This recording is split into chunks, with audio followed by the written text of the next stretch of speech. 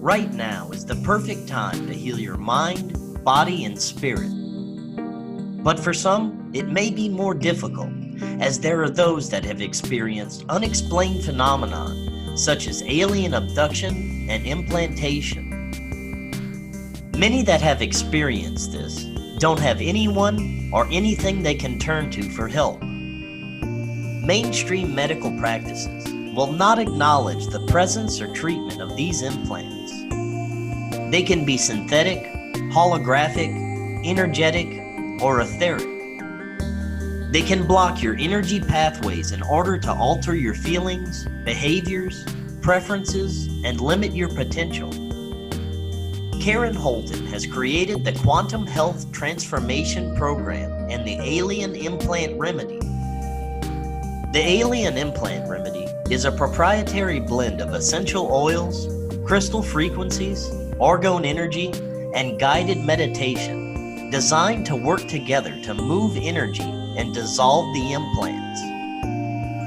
Due to current conditions, supply is limited, so check them out today.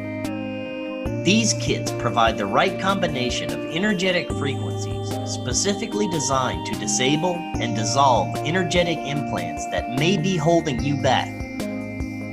Karen Holton also offers energy and wellness coaching, ascension workshops, Zendome's orgone generators, and spiritual support. Visit KarenHoltonHealthCoach.com or click the link in the description to find out more and get your Alien Implant Remedy today.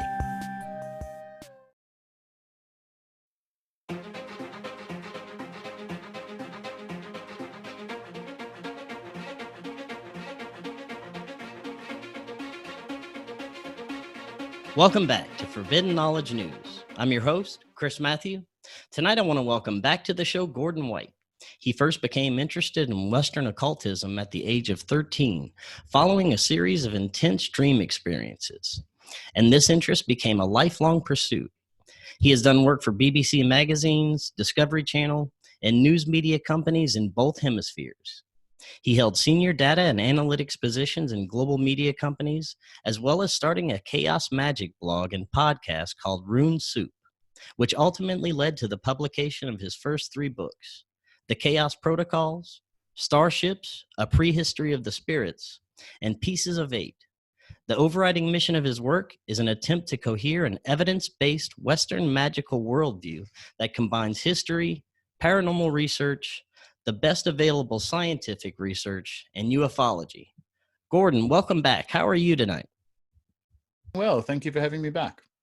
Thank you so much for coming on. I always look forward to having you because we can go in really any direction my show has ever gone. And tonight, I really want to do just that. I want to kind of go off in all kind of directions here, have a good time. For the past couple of years, the more I've been researching and having guests like yourself on, I realize more and more the profound connections there are with ufology, paranormal phenomenon, magical practices, the occult, and human consciousness. And I also find the more I learn and the deeper I go, it just turns up even more questions. Well, before we get to any of that, tonight I would like to start out talking a bit about our current situation. It's certainly the strangest situation of my lifetime that I think we've experienced as a planet, and definitely one of the strangest in modern history. I'd like to get your take on maybe the bigger picture of what could possibly be going on right now. Sure. Well, I mean, as a lot of people have kind of observed, we all expected 9/11 to be the biggest op of our lifetimes, but guess not. Guess Right. that one was only good for about 18 or 19 years. So, funnily enough, we're at a juncture where you can either tip down the endless rabbit hole of conspiracies hobby, and I like that. That's cool, right? Like all this kind of stuff is a fun hobby.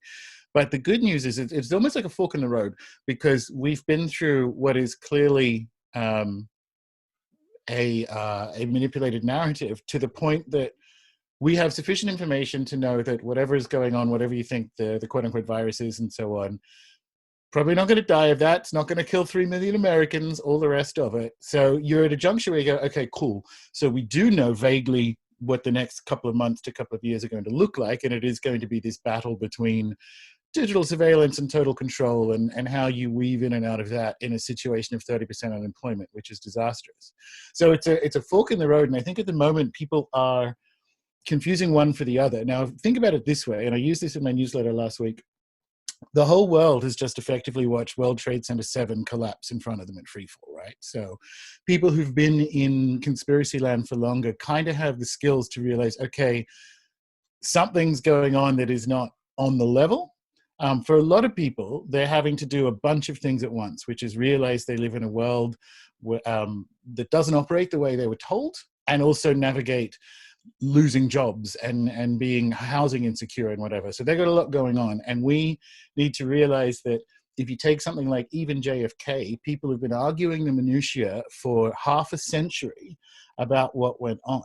So if you want to drop down into, oh, it's a bioweapon made by the Chinese, it's a bioweapon made by the Americans and released in China, it's this, it's that, it's this, it's that. You need to realize, and conspiracy people know this already, that argument or area of research is a polite way of describing it, will be continuing on the day you die, in the same way it has for JFK and 9/11 and everything else. Now, it doesn't mean that there's nothing in there.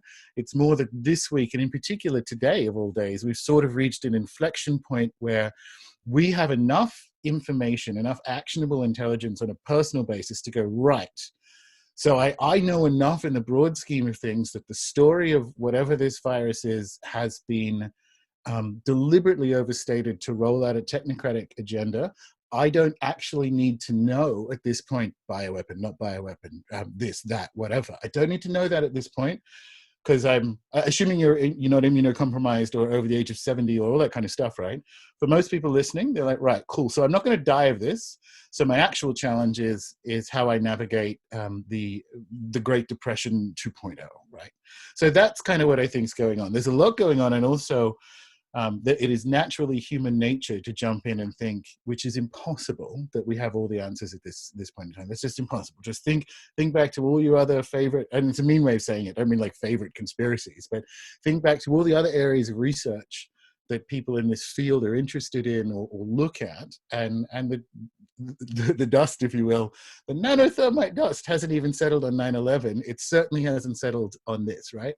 So that, like, it's a good and bad news story, and it's a call or a suggestion to people to kind of like take a deep breath and split out the hobbyist, and I don't mean that in a mean way, split out the hobbyist aspect of like, I'm going to deep dive on the origin of the virus, bearing in mind no one knows that story, versus is there any tactical information you're going to get in there in terms of making sure your family is like safe and prosperous over the next 6 months to a year.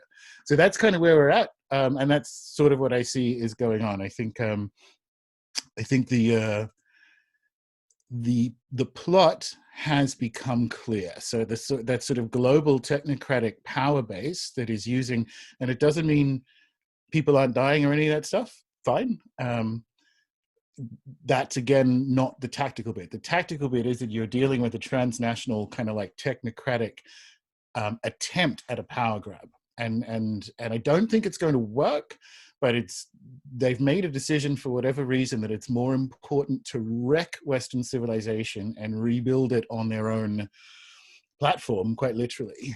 And that's an interesting thing to sort of navigate. And the trouble is, even if they don't succeed, and I don't think they do, I have like a kind of Gnostic view of this, that the story of, say, the Tower of Babel is like an eternal warning. I think humans try to achieve total control and total dominance, and it just isn't built into the universe. Like, it just never works, but we keep trying. So I think the story of the next decade is essentially going to be the battle of a technocratic elite trying to rebuild Western civilization on their platform, and people who are uncomfortable with that idea navigating through it. So that's what I think is going on, and that's certainly the read I've taken, but that's the read I took before this. So it's funny, like from a magical perspective, if you look at things like astrology and other like predictive cycle models, you have a map of the short to medium and even long term, but realistically, medium term is the most important one for how you're going to live your life. And so I moved from London down back to Australia a couple of years ago. We bought a farm where I'm a permaculture designer, so we're doing the permaculture thing at the edge, basically the edge of the world. This is southern Tasmania, and it wasn't specifically a weird way of saying it, engineered virus story rather than the story of an engineered virus that I knew was going to happen. But we had the timing points and awareness that things get choppy at certain areas. So that's kind of what I mean by tactical intelligence. It would be, there's not any uplift from a magical perspective in knowing the precise details of, in the second half of January, the global economy turned down, and we knew that heading in. We didn't know it was going to be caused by this, right? But nevertheless, the outcome and the tactics on a personal basis are the same. So that's kind of what I think is going on versus how I think people who listen to shows like this should, navigate or continue. Right. And you mentioned that whoever these powers in charge of this nonsense, that you don't think it's going to work. You think, the plan will maybe eventually fall apart. Something very encouraging I've seen that's coinciding with, it seems a mass awakening in general, even before this was happening, people kind of realizing things that have been going on behind the scenes, questioning more. That has intensified, I think, like maybe more than tenfold. It's good to see, people questioning more. They had a video with Ellen DeGeneres interviewing Bill Gates, and she pulled it because of all the negative comments that were coming through on it. And that Marina Abramovich art project that Microsoft started advertising on Good Friday, just in case, like, they spend all this time trying to pretend, that's the wrong way of saying it. There are millions of people who think that they're participating in a literally satanic elite. And so they wait till Good Friday to drop a Marina Abramovich video on YouTube. I'm like, well, this isn't really helping your case, right? I think, but this is actually how they lose. And it was the same thing for the 2016 election and everywhere else where this quote unquote populism or whatever has upwelled. The technocratic elite have had their entire careers of essentially, turning Arab children to paste with drone strikes and rolling out digital surveillance and Patriot Acts and whatever. And their entire career, whatever they've said, is reality, and that's just what happens. So the kind of Clintons and Soroses or whatever of the world can walk into a room and tell you that this blackboard is in fact pink, and you have to go out and tell people that that's a pink board. And so they're actually not used to when their version of reality doesn't comply. And the thing is, I think they think it is. I think if they just say Russia colluded with Trump, that it actually makes it real. And it doesn't. And this is the same thing with the story of millions of people are going to die, and then it's a severe but nevertheless flu wave, right? I think they don't know what to do when their story breaks, and they don't realize, because they're surrounded by yes people, that literally the majority of people don't believe it. They actually know that this is some bullshit, but for a lot of people, they don't know what to do next as a result. And it kind of comes back to what I was saying before. There's a big chunk of people who are having to do two things at once, which is realize that they live in a kind of managed world and also have to navigate what they're going to do for their family's health and prosperity right now. But this is why I don't think they win. And this is baked into the Tower of Babel. This is baked into Gnosticism. It's this idea that the arrogance that you can create a perfectly managed system and say this is like the equivalent of creation. And in Gnostic stories like the reality of the rulers or hypostasis of the archons, the demiurge who does that says, basically there is no other god but me. And then it's kind of like a Yoda voice from above him going, no, there's another, right? There's the real God. And that's it. That's the permanent sin or the permanent fall is this idea, this kind of Bill Gatesian idea that the world would be perfect if he could monitor where we are at all times and make sure that only the right people get to breed and you only get to go 10 miles from your house at this point in time. And it's this really, it's a mind virus, speaking of viruses, and it never works. But unfortunately, and this is the mysterious bit that I guess we'll find out in time, for whatever reason, all those technocratic plans have been pulled forward in an emergency sense. Because this op doesn't have, as far as I can tell, any of the delicate planning of some of the other ops we've had to endure. This seems like a Hail Mary, right? This seems like, if we don't do this now, we don't get to do it. Now that's interesting. I don't know why that might be the case, but there is an urgency and a clumsiness. And it doesn't matter because it's still, they're going to try again and again and again. And they've actually set up a story that allows them to do it, because they can just declare the virus has come back and everyone has to go back into house arrest, right? So they have what I call in the newsletter an ion cannon, like from Star Wars. They can just stun human civilization for as long as they want, whenever they want now. But it feels like a rushed op. I don't know. Again, we won't know in time, but people who watch shows like this should have enough actionable intelligence to go, okay, well, now that I have a good enough map of what's going on, so that information can inform what I do about my job and what I do for my family and so on. Yes, very well said. It will definitely be interesting, to say the least, how this plays out within the next few months and years to come. But let's get into tonight's show. I thought we could start with something that I started out researching and still spend a lot of research on, have a lot of guests on about, is the UFO phenomenon. Yep. First of all, have you ever seen a UFO? I don't know. I've seen some things. I had a couple of them. One of them was, and this is why I'm 95% sure it was a lantern. Down here on the farm, I think my first New Year's, I was sitting outside. It was about January 5th. So lanterns are still around, right? And I thought, oh, cool. It was going, as far as I could tell, it was going against the wind. And I thought, oh, it must be a lantern, because it's moving slow and it was just a light in the air. But the only reason I think maybe it wasn't was because I just finished up, I was just coming down from a high dose of psychedelics that day. So I'd taken, I think it was 9 grams of dried mushrooms. And if you know your UFO lore, those two things conflate a bit. So I'm 95% sure that was a lantern, but I'm only 5% because, given the context and everything else, that it might have been something different. And I live in Tasmania, which has, I think, definitely Australia's best, but one of the most famous and compelling UFO cases, which is, of course, the Jack Valentich case. And that's the one where you have the audio of him flying his light plane to a place called King Island to pick up some lobsters, although he's probably doing a drug run. We don't know. Nevertheless, we have the audio from Melbourne like radar flight control of him talking about this object flying around him, and then you can hear metal on metal scrape, and then his plane was never found. So I do live somewhere kind of UFO-ish, and if people are aware of it, there was a show set here called The Kettering Incident, and it came out about 4 or 5 years ago. It's a 3-part Australian miniseries, and it's excellent. It's kind of like an Alien Twin Peaks thing, but if people want to watch that. And I also, in London, had an incident that made me, although I'd already reconsidered what I thought the Greys were, but I had a strange moment of being unwell and lying in bed halfway to sleep. And I had sleep paralysis as a child, like hag attacks and all that kind of stuff, which are probably screen memories for something. And I had an echo of it where I was unwell and I nightmare hallucinated, even though I knew they weren't physically there, a bunch of Greys in my bedroom as I had like a flu or something. So I've had incidents that overlap in the right way with what I think is the most useful way of thinking with things like UFOs and aliens, which is it has that overlap with mystical and spirit experiences and so on. But like I would have sleep paralysis and strange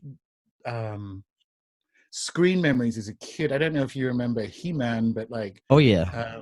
So Buzz-Off was one of his friends, and he was like the big beat one, right? And so I had memories of being essentially roped down and nightmares of needles, and Buzz-Off was in the room, and I would shrink down and kind of get trapped in the weave of my sheets, and there was like a Romulan warbird. So my mind, while I was having sleep paralysis, was kind of like pulling, my child mind was pulling things to try and interpret what was going on. And so I had paralysis, needles, roped down aliens, and like an insectoid thing, and that was a recurring dream. So I don't know what that was, but that's just, like, I have not seen, if you're asking, like a giant triangular shaped craft flying over London or any of that stuff. Right. Now, I want to get to the sleep paralysis definitely in a minute, but you said something that caught my ear. You said you recently changed what you thought of the grays or something along those lines. Oh no, I hadn't recently changed, but that was just for sort of further confirmation that because I'm familiar with spirit presences, right? So there was something in the room that presented while I was unwell that presented, whether it's a reorganization of my mind or whatever, as a collection of grays.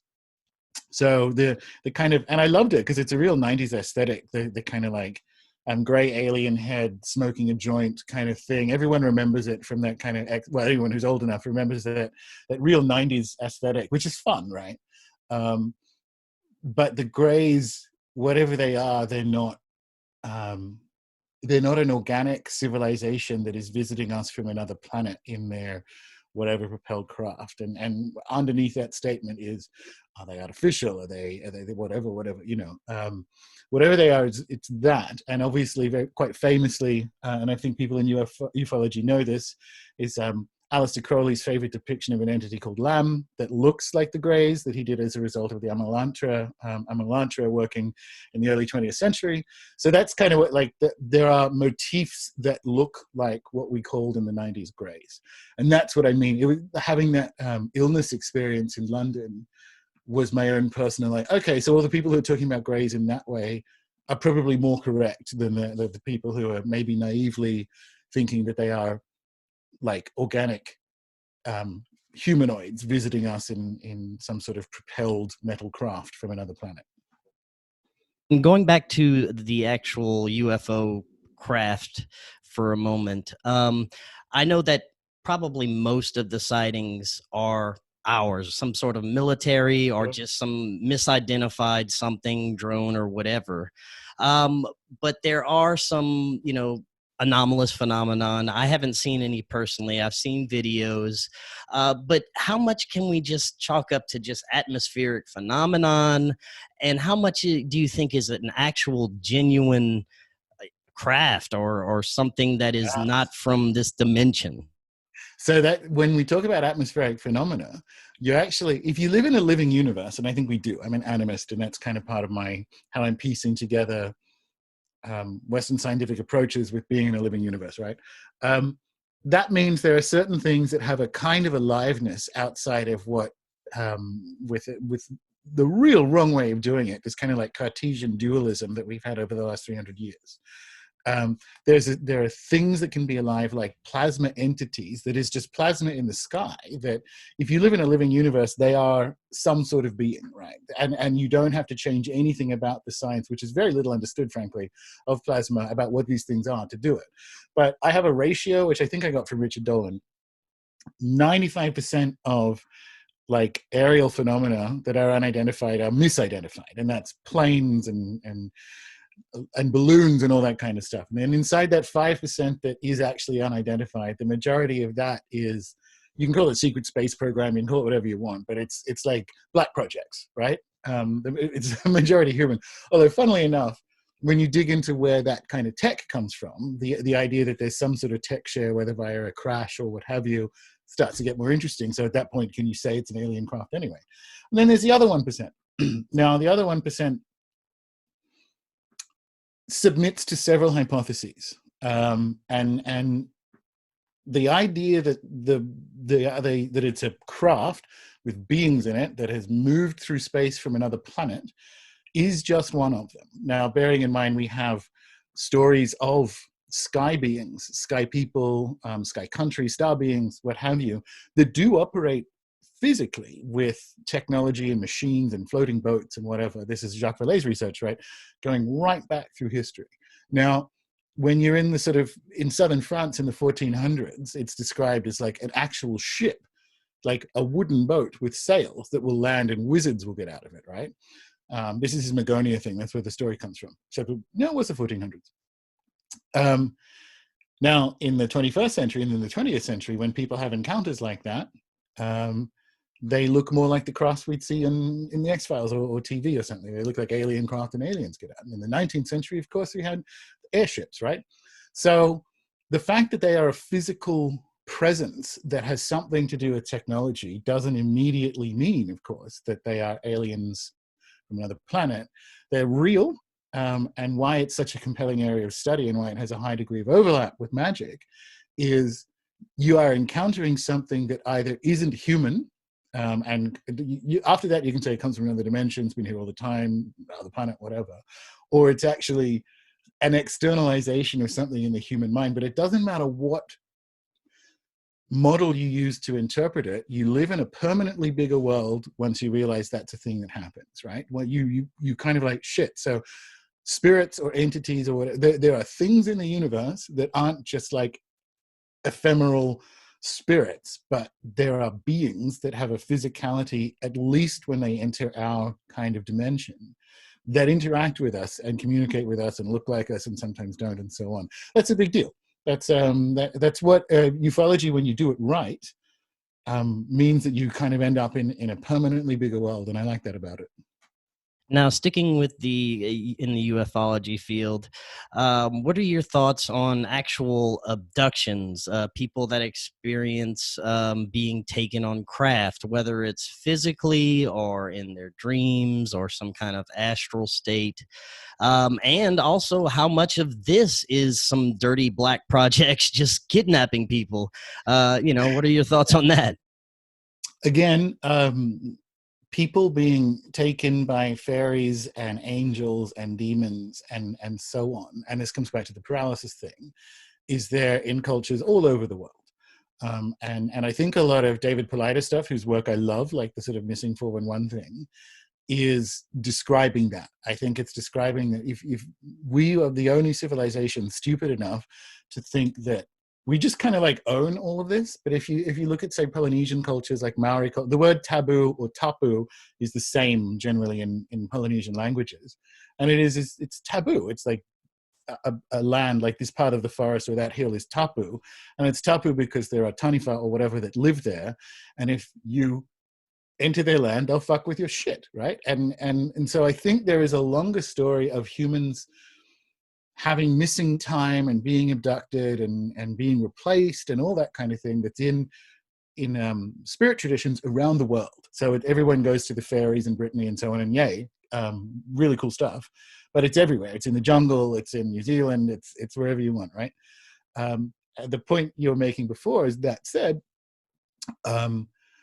during the Cold War, and which is also overlaps with the sort of build out of the sort of secret space program, whatever it is, there is clearly, particularly in the US, but also Britain, for the most part, military experimentation that involves removing people against their will from their beds, or paralyzing them, or drugging them, or making them think a certain thing happened to them that didn't. And it's churlish to suggest that isn't going on. So again, you have two things that are happening, right?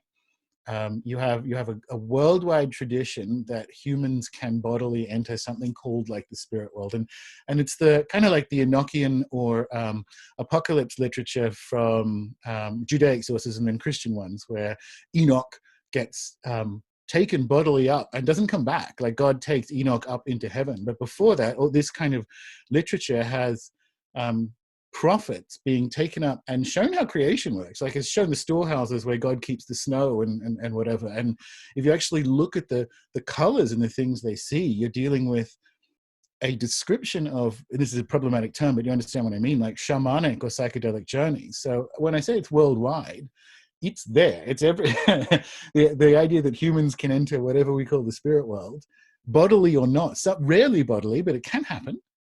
Or otherwise non-physically, and just simply not come back, is a feature of reality.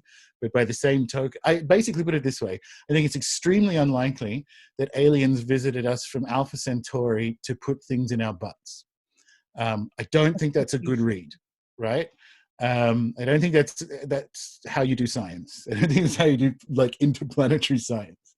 But the MyLab thing has some kind of reality to it, and more importantly, abductions by spirits, demons, and angels has been observed universally and forever. Yes, very well said. And getting back to sleep paralysis, which you were talking about briefly, That is the one, I guess you could say, strange or paranormal experience that I can ever remember having. It was a period of time where I wasn't sleeping well at night and I was trying to nap during the day, and I would just eh, almost be asleep, become paralyzed. I'd start hearing loud banging noises. Excuse me. I'd see shadow figures in the corner of my eye. I'd see family members walking around that weren't there. I'd see other people that I'd met in my lifetime walking, like, in my hallway. I could just out of the corner of my eye. Very strange things. And I'd try and wake up, and it'd be so hard to wake up. I'd eventually get there. And eventually that just kind of passed and it stopped happening. I haven't experienced it since. What are your thoughts on what's happening with sleep paralysis? I think sleep paralysis is effectively the smoking gun of the overlap between, and again, from an animist perspective, I don't really use terms like this, but for the discussion, we can use them. Consciousness and changes in consciousness providing access to, or more like removing filters between a continuously present spirit world, right? So mine was classic hag attacks as a kid. And why that's interesting is that sleep paralysis, particularly in children, is that and it's true, it's been observed in MRIs, like different parts of the brain wake up at different times, right? So that the front of the brain is awake, but the back of the brain isn't, so you can't move. And it's also somewhere in there is like the terror centers, right? So I'm happy with that. Like, well, there's some flimsy, but it's nevertheless there. MRI researchers show that that's kind of what's going on in the brain when these things happen. But I have some like considerable experience with spirits, and I would have repeated classic hag attacks, and it fed on my fear, and it was really interesting. So I'd stir to be half awake and realize that I couldn't move, and I'm like, oh God, this is about to happen again, isn't it? And I could sense that it was standing at the door of my inside the bedroom, the childhood bedroom, right? And as soon as I became aware, it became aware that I was aware of it, it would rush right in, and I couldn't move, so it'd be right in front of my face and I wouldn't open my eyes. And it basically fed on fear. Like and I know that because it would wait till maximum terror before encountering me. And that's kind of a very classic shape. So it would wait by the door until it knew that I was aware of it. And then it would do that. And that happened, like, not even just in my bedroom, although I've got another story about that. It happened a couple of times on holiday and elsewhere. But when my parents extended the house, I moved to a different bedroom growing up, and my younger brother moved into my old bedroom. And so he didn't have hag attacks, but he would have paralysis, and kind of, it was a second story window, and like ghost people appearing at the window, which was sometimes where the hag would show up. So there's like a place component to it as well. But that was my classic one. And that's essentially what I think is going on, is that and it's how shamanism and magic in some cases works, consciousness alteration removes different filters. And sometimes that can be spontaneous. Sometimes spirits can do that to you. But I kind of think that in the case of sleep paralysis, it's almost like if your brain is waking up differently, which is something children sort of grow out of, I think it's almost like you wander into the wrong part of the spirit world, the wrong part of the dream landscape when it happens. But it's really fascinating information that you can use to start to think, I think, better thoughts about what do you think happens when you dream, and is the dream world the same thing as the spirit world? Because I think it is. Like, is it the same thing? Because you have all these kind of data that allows for things to overlap, and that works with Bigfoot and Ouija boards and whatever. My favorite, because I find Bigfoot quite boring. The favorite Bigfoot story I ever heard was, and it's a Nick Redfern one, where some girls were doing at a sleepover doing like Ouija board stuff, and then one of them went home, and she encountered Bigfoot in her bedroom. That, like, later that night. So after doing a spirit contact consciousness alteration thing, she encountered Bigfoot in her bedroom. Now, that for me, I kind of put with stuff like hag attacks and sleep paralysis, because what you're talking about is the reality impact of altering your consciousness. Right. Now, speaking of spirit contact, it was, practiced by the ancients. It was a normal practice to have contact with the spirits for many ancient practices. For modern times, what would be some practical uses for spirit contact besides just contacting loved ones that have passed on to say hello and things like that? So that's interesting, right? Because I put it to you that we are always in spirit contact, because in that kind of William James sense, the spirits aren't embedded in our world, we're embedded in the spirit world, right? So it's more a question of, you are currently in a dysfunctional relationship with the spirit world if you don't have any kind of contact practice for it. And like on a baseline, and we used to do it, like we used to have, there'd be a family member who would tend graves, people would have like, and non, it's a weird way of saying it, like non-Anglo cultures, I guess, will have things like Boveda or,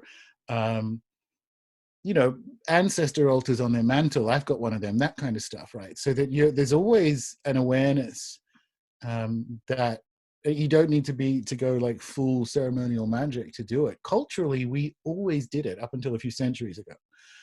So it's more, I would say, think about it as, I am in dysfunctional relationship with the spirit world now. What does functional look like for me? And that can honestly be daily prayer practice. Like that can honestly be that kind of, it doesn't need to go full. But in terms of what people can do with it, at the other end of that spectrum, you have the kind of Grimoire Magic stuff where you spend all night summoning an entity that can do things for you, right? But it's, generally speaking, the overwhelming majority, it's kind of like breathing and dreaming. You are in the spirit world because you are a spirit. Like when you die, you will return to it. So I would say it's more important for people to find whatever their version of a healthy relationship with it is. And the shamanic model is good, is illustrative, right? Because in a tribe, you have a shaman. So just because the spirit world exists doesn't mean everyone has to be a shaman, right?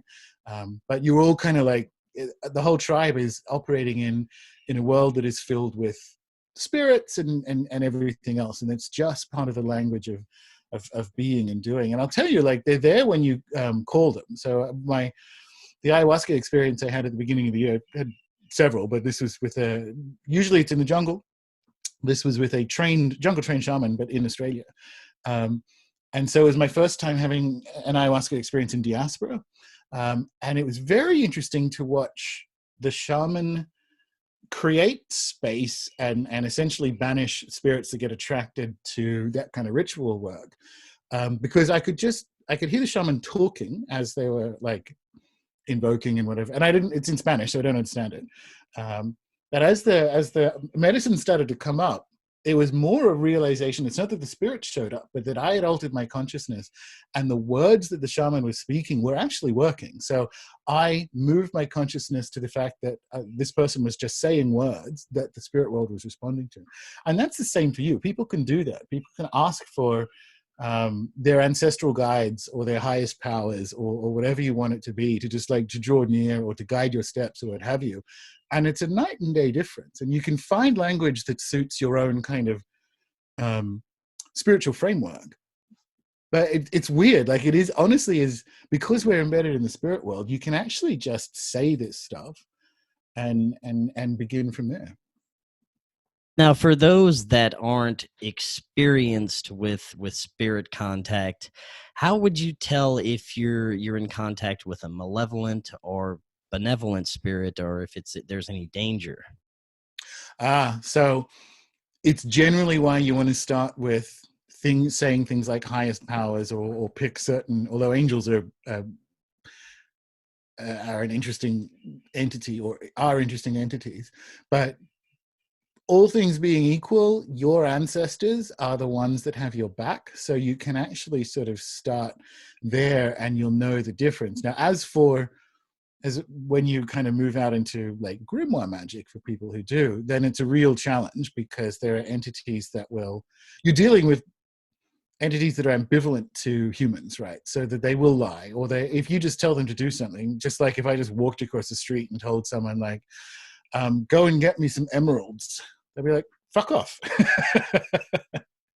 And so they will lie because in the same way we find it really delightful to like, holy shit, I'm talking to spirits, like that's fun. There's an element of that going back the other way. It's like, holy shit, I got this human to do things. And in particular with grimoire spirits, they'll try and get you to do things, right? So most of the grimoire ritual is specifically about making sure you have the right spirit, and then making sure it does what it says. And you use that with various god names and different talismans and so on, and depending on whichever manual you're working with. And it's more on a structural level, you realize that these grimoire magicians were aware that the entities they are dealing with will or can lie if it suits them. And there's a personality basis. So you almost can't make a blanket. I can make that blanket statement, frankly, but you can't make a blanket statement that they're all malevolent. Some of them absolutely are, but some of them really aren't. And if you actually look at the etymology of the names of some of the entities that are found in spirit lists, right? So Astaroth comes from Asherah.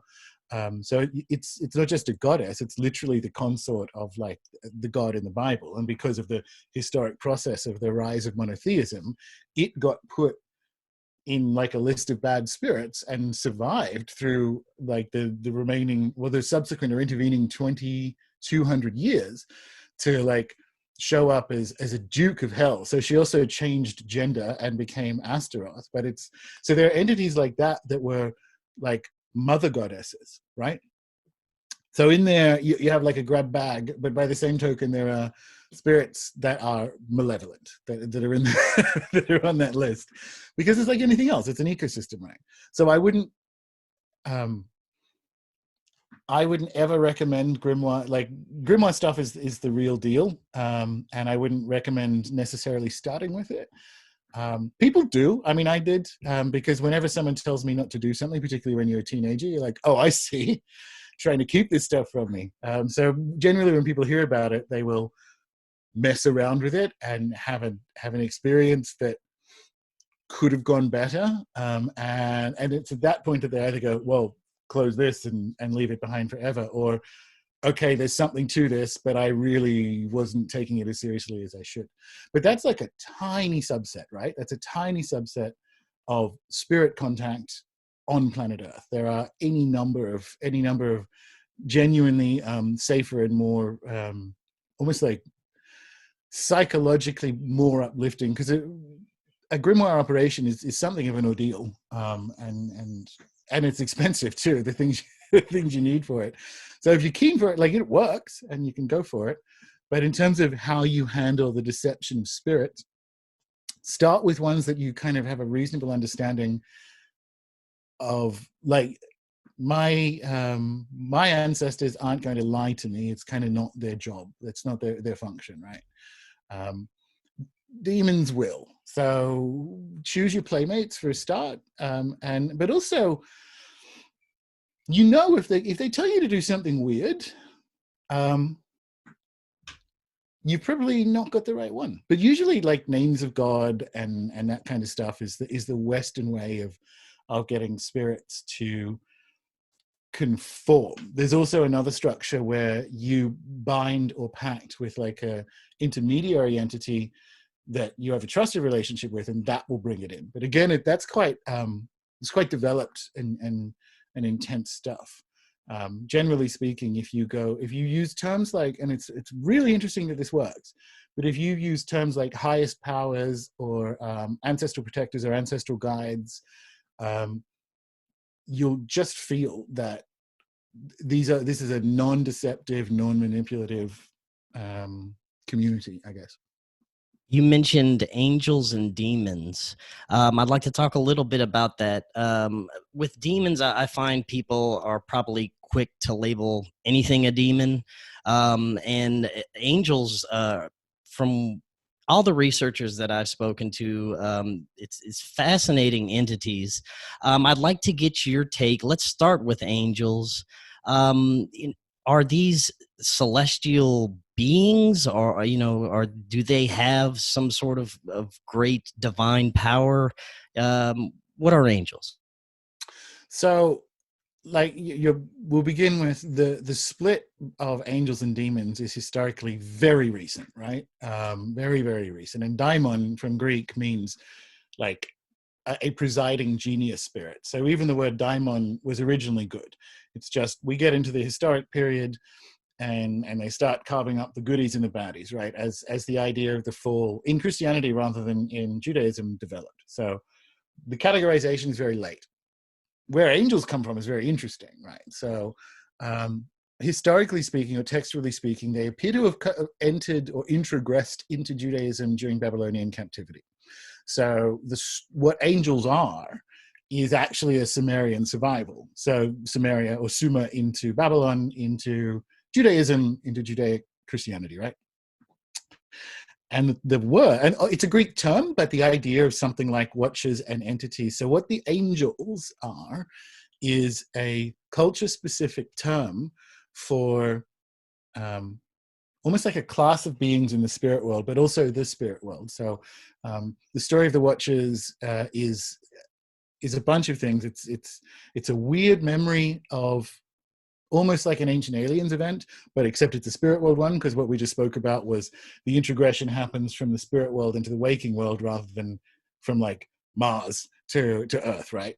But it's nevertheless there, right? And that's the kind of memory or the realization that humans are fundamentally different because we had an extra dimensional interaction. We still have it, but there was like at least one of these events that went on. And the story, or how that story is described, comes into Christianity via Judaism, via Babylonian captivity, via Sumer. And once you get to Sumer, of course, you're kind of like Zecharia Sitchin world of there's something really strange about the origins of Sumerian civilization. And so if we get angels from there, what we have is like a language of beings who, and this is the important point from a practical or contemporary magic perspective, it is the watchers that gave mankind all the skills we associate with magic and witchcraft. So metallurgy, herbcraft, astrology, all this kind of stuff. The Watchers taught essentially the daughters of men. So like the first witches, if you will. The Watchers taught all that stuff. So magic and spirits is kind of like the interface. And that's like, because of that, the use of the word angels is like a whole language. So yes, angels are terms we use when we see atmospheric or stellar phenomena. They are also star spirits, but they're also like, it's a much bigger, wider thing. It's a way Sumer described humans being in interaction with different spirits, and that kind of sort of, it's almost like tumbling down the stairs. That idea tumbled into where we are now, and it doesn't look like it until you start kicking the tires on angel magic, and you realize, they don't look like little fat white kids with wings. They don't have like that sort of feel. They're old and have like a they don't have. They're not what you'd expect off TV, right? There's a range of personality and feel in them, and they're kind of a bit eerie. The best, or one of the best TV descriptions of them. Did you watch the? It's on Netflix. It's a British show called Requiem. Came out last year or the year before. I have not seen that yet. Yeah. That's worth it. I think that's one of the better depictions of kind of like real angels. It's sort of got a John Dee angle or story in it, although what they say about him isn't historically accurate. But that's one of the better depictions of what angels can be like in interaction with humans over time. So if people are watching it, Requiem on Netflix. Very good. Now, on the other hand, let's talk demons. Based on your research, what is a demon? So how I said that the categorization happened historically late, which is true. So think of it this way. We used to just have a word that was just like spirits. And that was, and in there was like good ones and bad ones, or ones more in particular that liked humans and didn't like humans and so on. And then over the sort of sweep of history, at least Judeo-Christian history, we start to categorize. And so we generally call the good ones angels. So we're in like the 3rd to 5th century here, 3rd to 11th really. And then we have the demons are the bad ones. And this process happens as we start to build out the idea of Satan as the eternal and all-powerful kind of like enemy of God, which really only happens around the 9th, 10th century, right? So it takes that long to build a story. That said, even though the categorization of these are the good ones and these are the bad ones came quite late, it's not that it isn't useful. right? So it is the wrong thing to kind of go backwards and say, oh, because we just gave labels to spirits. We said these ones are angels, these ones are demons. Therefore, demons are fine. Generally speaking, demons aren't fine. So even though the categorization came late, the word demon is usefully ascribed in the main, because as I just mentioned, there are some exceptions, is usefully ascribed to spirits that are hostile to mankind, is a way of describing it, right? So it's almost like they will self-identify as demons, but you get the same thing in non-Christian cultures around the world. So in kind of like West and North African traditions, you will have hot spirits rather than cool or water spirits, and they're categorized in that same sort of way, where the hot spirits aren't evil exactly, but they are difficult to handle and more likely to react hostilely if you don't approach them in the correct way. So that's kind of like, demon is our term for the kind of components or denizens of the wider spirit world that are either challenging or actively hostile. And I think that's fair. I think that's a reasonable statement, even though we can sort of see the historical development of the term. It doesn't mean that they are fallen angels and all that kind of stuff. It's more that our culture used the term demon to describe things that everyone else has, which is beings that are in the spirit world that are malevolent. So that's what I think they are. Very good. Now, when we look at experiences like what you would call, I guess, divine inspiration, spiritual download, extraterrestrial download, accessing the Akashic records, or accounts of people throughout history that have channeled prophecies, profound information, scriptures, written entire books in extremely short amounts of time, with very accurate information in them. And there's even plenty of accounts of this occurring within our modern history. Is this some sort of spirit contact, or the spirit world trying to upgrade us in a way? Again, I think it's a thing that's always going on. So the short answer is yes, but what you're asking is like, what is your theory of mind, right? And when I said I think the dreamland, I think, is identical to the spirit world, but I also think imagination is. Now, that doesn't mean we can't create things in the spirit world, but I think bear in mind, there is no materialist model for interior experience. None, right? So the idea that we've just guessed that your imagination is stuck inside the skull and there's no evidence for it. And not just that, no other culture anywhere or anywhen came up with so stupid an idea. The implications of that are, when it comes to inspiration, that when you sit with a much wider understanding or much more useful theory of mind, you can get inspiration from your guides, from wherever. And in fact, the Kogi people, or the Kogi, the Kogi say to think is to listen, right? So you find similar things in different Aboriginal cultures where the whole process of cognition or problem solving involves ceremony, because what you actually have to do is kind of like take your problem and move it into the imagination, or perform it into the imagination, and then the solution will come back, and that's when you finish ceremony, right? So we it's not just, do you think we're getting upgraded or are we getting ideas? I think it happens all the time, and I think we're really bad at it. So my book Starships is about this from a kind of like space program perspective, which is generally the better you get at doing star-based rituals, the more detailed your information about the cosmos becomes. So I think there's something in that like very Aboriginal idea of essentially putting a problem into the imaginal, which they would view as the spirit world, and having it come back like either fixed or advised upon by dreamtime beings and ancestors and so on. So I think it happens all the time. And weirdly, once you realize that, and once you sit with that Kogi idea that to think is to listen, you get better at it. And Jung has this as well, right? So when he was creating the Red Book, and he would sort of drop down into these active imagination exercises, the beings that he would encounter in his own imagination told him they predate him, right? So like these aren't his ideas. Like he entered a forest of predated ideas by using the imaginal. So we have this in, you know, quote unquote Western praxis as well, but it's everywhere in the world. So it's not just, I think, this is how human inspiration happens. I think that's the story of the angels and the watchers. I think that's the story of active imagination. And when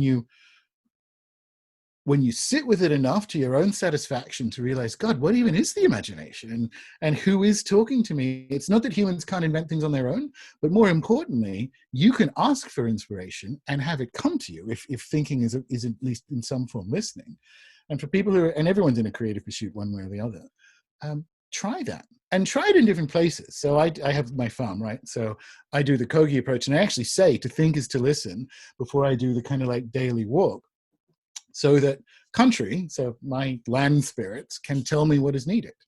And you can, so try it in different places. Like go to a church when we're allowed out of house arrest, and just be aware that to think is to listen, and then kind of look at a statue of a particular saint or Mary or whatever, and just note what comes up. It's not necessarily the Virgin Mary, but it might not be, do you know?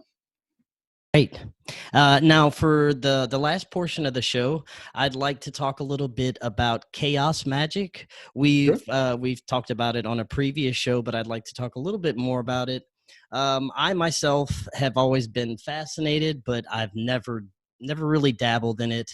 I can barely clear my mind enough to meditate. It's always racing. But I do find it fascinating, and I've heard from other magical practitioners that it can be dangerous, and you have to, you know, be practice and be very good at what you're doing. So first, tell us, what is chaos magic? Give us like just a basic definition. So the term was invented in the 80s in London, in North London, by Peter J. Carroll and Ray Sherwin. And they were kind of operating in a very Thatcher's Britain sort of landscape of squats and doing experimental magic and so on. And you'll recall there was a book about this newly emerged field of mathematics called Chaos by James Gleick.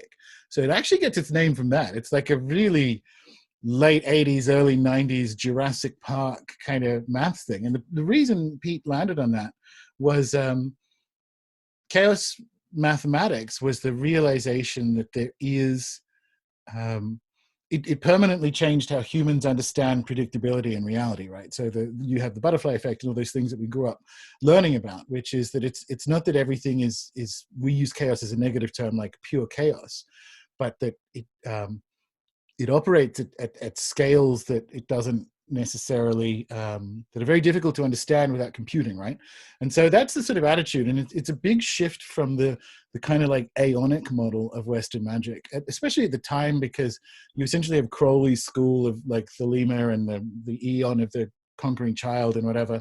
So there's a lot of structural narrative that was in Western magic that the founders of chaos magic didn't think was there. It was much more experimental. And then it kind of moved into its 90s phase of, which I love, the Invisibles and Alec Grant Morrison comics and so on. And as with the rise of the internet, it's sort of got its message mixed up that anything can be chaos magic, or just because you can experiment means you can replace the god Apollo with Superman and you're doing the same thing. That's not it. What it is that you can try that, and if it works better, do it more. But the thing is, it doesn't work better. If you want to invoke Apollo, invoke Apollo. But so it sort of went through that phase, and most people who encounter it from this kind of like frozen in time idea from the 90s. But it's not that. It is that you will have to, in Pieces of Eight, which is my explicitly chaos magic book, it's a worldview optimized for optimization. So that's both good and bad, but when it comes to magic, you will experiment to find things that work better from an essentially a results-based perspective. That's why it's good and bad, because you want magic to have, well, practical enchantment to have real-world results, right?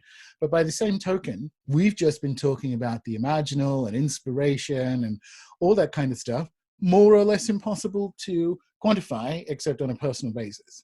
So chaos magic's really, really good at giving you the permission to experiment and find the things that from a practical enchantment work best for you, really, really good at that, isn't quite as good as